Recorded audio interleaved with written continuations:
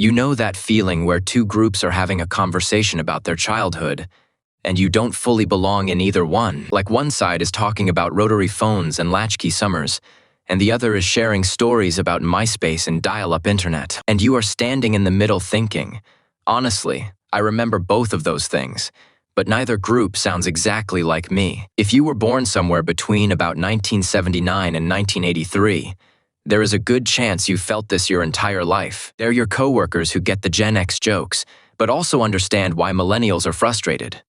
Your friends who had analog childhoods but digital young adulthoods, the people who recorded songs off the radio onto cassettes, then 5 years later were burning CDs, then 5 years after that had an iPod. And here is what nobody really talks about. This isn't just a fun generational trivia thing.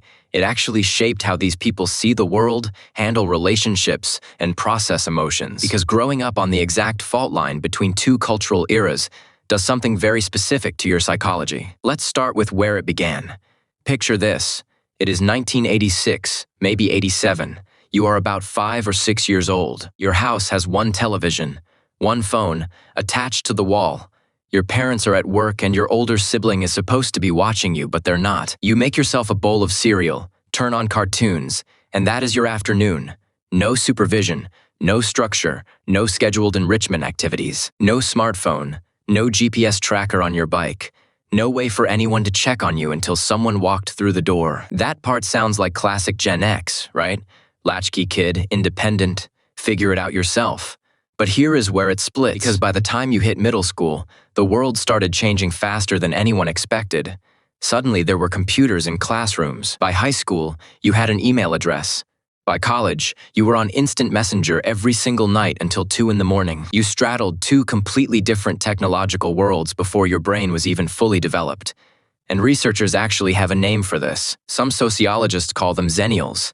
Others use the term the Oregon Trail generation, after that old computer game that pretty much everyone in this micro-cohort played. But the label matters less than the psychology, because living in that overlap created a very particular kind of emotional wiring, and the first place you see it is in how they handle trust. See, Gen X learned early that institutions will let you down, corporations lay you off, marriages fall apart, the system doesn't have your back. So they developed this deep skepticism, this emotional armor that says, don't invest too much in anything you can't control. Psychologists sometimes call this institutional distrust, a low baseline expectation that systems and organizations will act in your interest. But in plain English, it is just that thing where you never fully relax into any job or relationship because some part of you is always waiting for the catch. Now millennials got a different deal.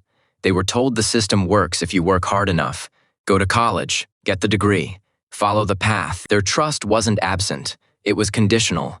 They believed in the system until the system broke its promise, and then they felt genuinely betrayed. But here is what is fascinating about people born in that early 80s window. They got both lessons at the same time. They watched Gen X relatives shrug off disappointment, like it was nothing, and they heard millennial messaging telling them to dream big and lean in. The result is this weird emotional bilingualism. They can switch between skepticism and optimism depending on the room they're in. And that sounds like a superpower, but it is actually exhausting. And the second place it shows up is in how they communicate. This is where it gets really interesting. Early 80s, babies learned to talk face-to-face first.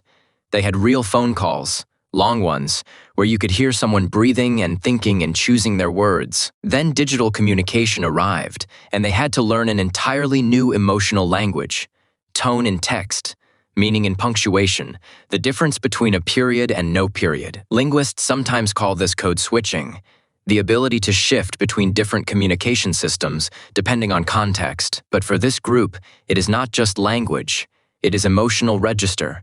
They know how to read a room, and they know how to read a group chat, and those are genuinely two different skill sets. And there is a cost to that, because when you are always translating between two modes of being, you never fully settle into either one. It is not that they're confused exactly. It is more like they're permanently in between. And that in-between space is lonelier than most people realize. And here is the thing. This shows up in their identity too. Not just how they talk, but how they see themselves. Developmental psychologists talk about something called identity consolidation. The process where you take all your experiences and form them into a stable sense of who you are. In simpler terms, It is the moment you stop trying on identities and start actually living in one.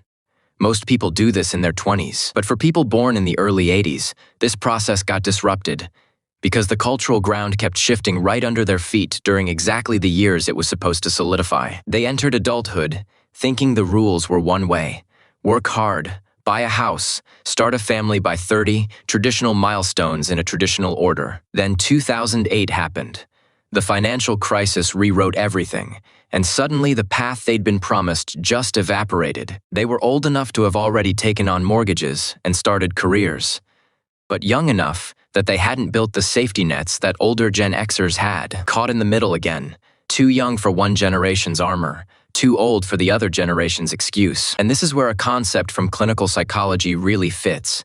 Researchers call it liminal identity, the state of existing between two defined categories without fully belonging to either. But honestly, most people in this group would just say it like this: I never felt like I had a team. And maybe the most revealing part is how they parent, because this is where all those contradictions collide. They remember having total freedom as kids, riding bikes until the streetlights came on, walking to the store alone at 7, and they know intellectually that freedom built something real in them: resilience, problem-solving, comfort with boredom. But they also grew up into a world that tells them constant supervision equals good parenting.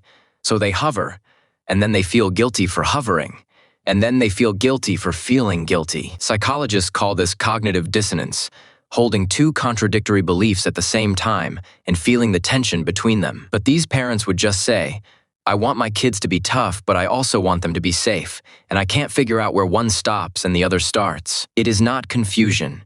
It is the emotional math of someone who grew up in two worlds trying to build a third one for their children. And there is one more thing about this group that deserves attention.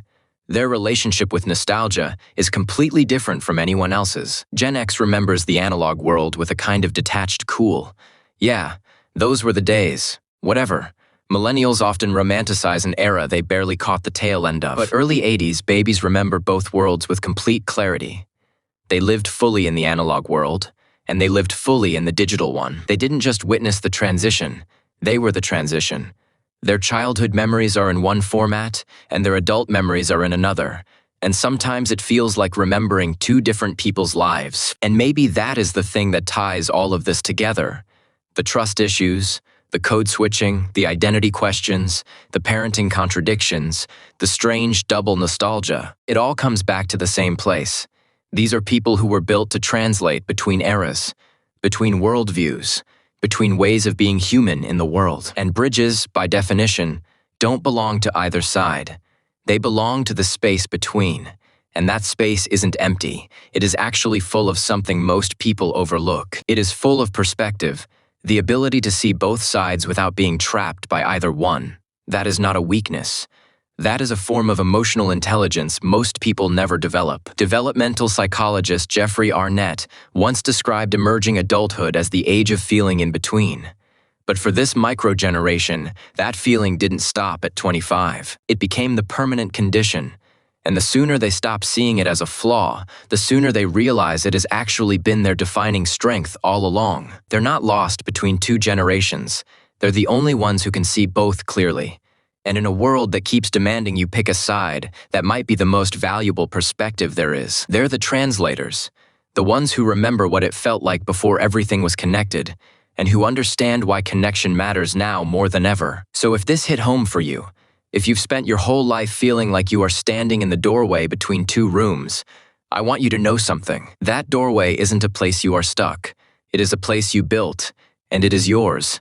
If any of this resonated, subscribe, and if you want to support these deep dives, hit that join button.